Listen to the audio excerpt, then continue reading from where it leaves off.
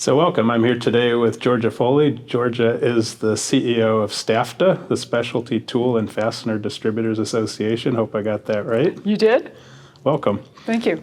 So you've been with the association now for quite a long time, as long as I've been in my particular company, about 3 decades. Tell us about how you got started with STAFDA and what it's been like along the way. Well, I'm in a very unique position because my father had been vice president of sales and marketing for Milwaukee Tool for 23 years, and then he went over for 4 years to ITW. Illinois Tool Works. Correct. It was Phillips Redhead, and he was commuting from Milwaukee to Michigan City, Indiana. But he had 18 distributors who had bought this name of Specialty Tools and Fasteners Distributors Association. They didn't know what to do with it, but they wanted some kind of forum where they could bring distributors and manufacturers together to discuss common solutions. There were some industrial-based organizations and groups, but there was nothing specific for construction. So he wanted to get back to Milwaukee. He was tired of the commute, so he took it on as a 100% commission job. And we started in our basement with 18 companies, and I'm an only child, so I was his first employee. So I helped him do the original mailing, and I worked phones, and I worked his office. So through junior high, high school, and college, I went to every STAFDA convention except for 2 that I had exams in during college. But it's a family organization, and what's really unique about it is that here I am, I took over for my dad, but a lot of the people that I'm dealing with, or I still see, are second or third generations and kids that I ran around with when I was 15 years old. So it's very unique in that perspective versus some other organizations in our marketplace that are rather, it's an eclectic mix. So we are definitely a family-based and oriented organization. And even on the manufacturer side too. That's amazing to have that kind of history in a particular business, not just you, but also your family. It is very interesting. So tell us a little bit about the typical members. I know manufacturers and distributors. Can you tell us, what types of companies you attract? Like what are the product lines they make, and what about the distributors? Absolutely.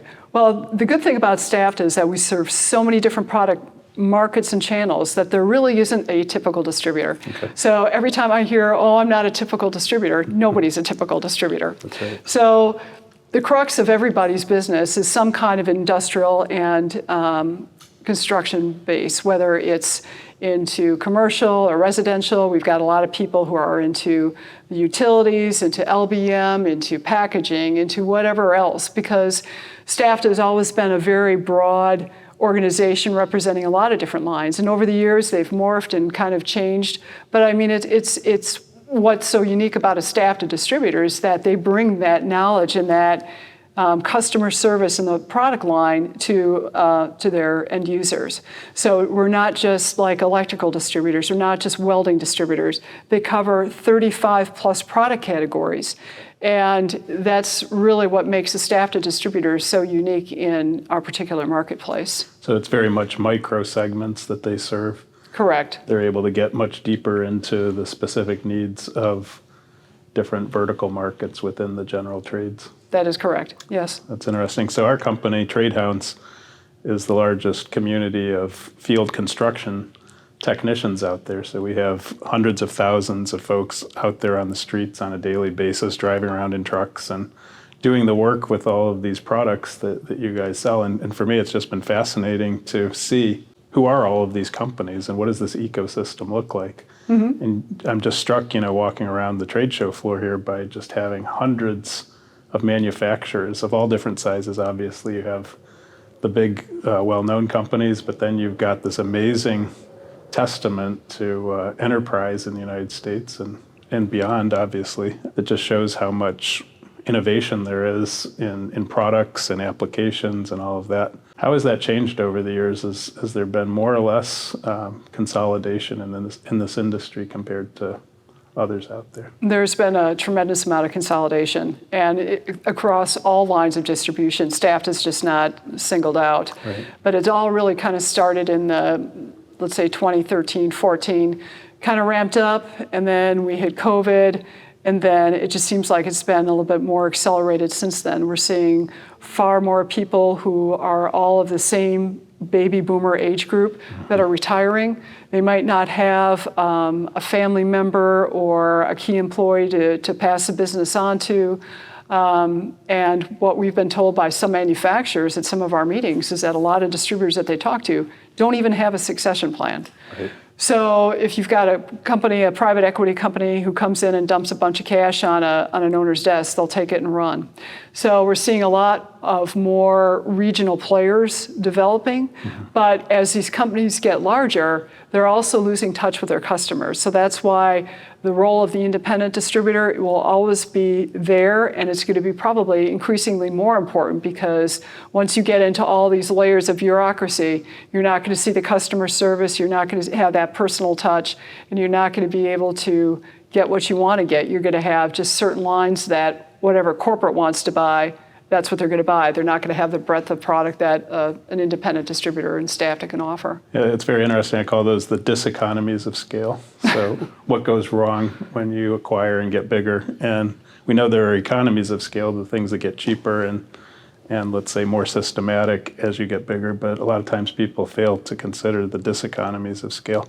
I would guess in our business, Sparks IQ, my business, which is the parent company of Trade Hounds, we work with distributors of all sizes. We work with the mega distributors who are definitely on that diseconomies of scale side of the spectrum. And some of them, by the way, have escaped diseconomies of scale. They maintain a more decentralized operating structure, and they've been able to bring real benefits to scale. But I would say that's the exception that proves the rule. We see over and over again the bigger companies are less entrepreneurial, they're less innovative. They have less risk-taking. There's less connection between the employees and the customers. It's a real interesting question. What is the right amount of consolidation in an industry? I would agree with that. And as you think about what kind of conversations are going on here at the trade show floor, what do manufacturers come here to accomplish? Because we fall in the fourth quarter of the year, a lot of manufacturers use our show to launch new products. Okay. So we had a power aisle yesterday and Saturday that demonstrated some new products and new innovations, and distributors had the opportunity to vote on the best new product. So a lot of them use our show as a launch. A lot of them also use our show because it's towards the end of the year to end the year out on a high note with special terms, discounts, show-only specials. We are a buying show, so that's an incentive to a lot of manufacturers to really push it and really hit those numbers by the end of the year. That's interesting. It's fascinating for me walking the floor. I was out there, actually talking to a lot of the manufacturers and listening to their conversations with the distributors. A big part of what I think goes on here is knowledge transfer, which is how do the manufacturers actually communicate, what they've been working on and what's new and what's better and what should people know about this year compared to last year? Or how do you connect with a new distributor who could be the perfect fit for your product line in a certain geography? It's fascinating to watch. It's almost like a big dating game that's going on between these two parties to see, who should be dating here. Right, and STAFDA has always been a relationship show, and I think you just hit the nail on the head about the conversations and kind of how they can help each other and that integration. So, very much so. It's been interesting because you talked about the demographic shift and how there's a generation of business owners, whether manufacturers or distributors, I imagine, that are retiring, and yet there's a new generation coming in, both as customers, as distributors, and also as manufacturers. And you can see the innovation out on the floor. You can see very young companies that are just getting started. You can see the full spectrum. You can see the people who've obviously hit the jackpot, and they've got plenty of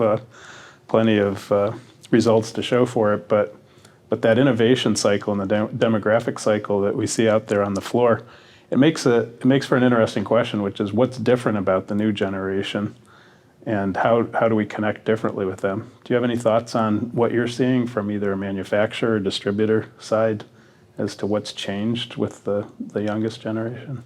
Well, I think everybody's had the movement to go more towards social media and how do you leverage that to reach customers. Most people are hiring younger people when they get them in the door and kind of developing that whole segment. So I think that's really going to continue as kind of the boomers retire and the youngsters move into positions of leadership. But I think it's going to be a real evolving industry. Technology has completely changed things. I mean, it's nothing is standing still anymore, and AI has been an increasing role with a lot of interest with manufacturers. And this morning in our general session, our president this year talked about 3D construction of a home, and that was pretty fascinating and something a lot of people probably weren't aware of. So I think we're going to just continue to see how social media and technology pushes everybody.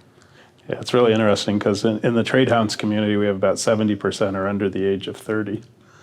So we're very much that new generation, and it's fascinating to see what do they want and what do they not want from manufacturers and distributors. And when you start really digging into the differences, a lot of it comes down to they want social content to connect them to the people they do business with. So they don't want corporate videos, the things that get recorded in studio.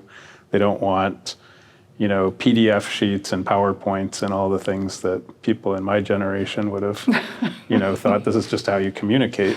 And what it's doing for manufacturers and distributors, it's really moving the stakes on them in terms of, how do you connect with these people, and what is the pathway to building these connections? Because like it or not, the people in the older generation are retiring, and they will be replaced by people with very different expectations. So for me, it's been interesting because, in our business in Trade Hounds, we're very focused on that peer-to-peer communication. And I think one of the things that stood out is that people want to see content by tradespeople for tradespeople. They don't want, slick corporate type stuff. And I think for a lot of manufacturers and distributors, they've struggled to figure out, how do we create that authentic content that will make a difference? I would agree. Yeah. As we think about where we go from here, what do you think how is the role of the trade show in all of this changed in the industry as social has become more important? Well, STAFDA has been using social media to really promote our trade show, and we're doing posts and everything. But like I said, STAFDA is still a relationship show. We're tools, we're tactile.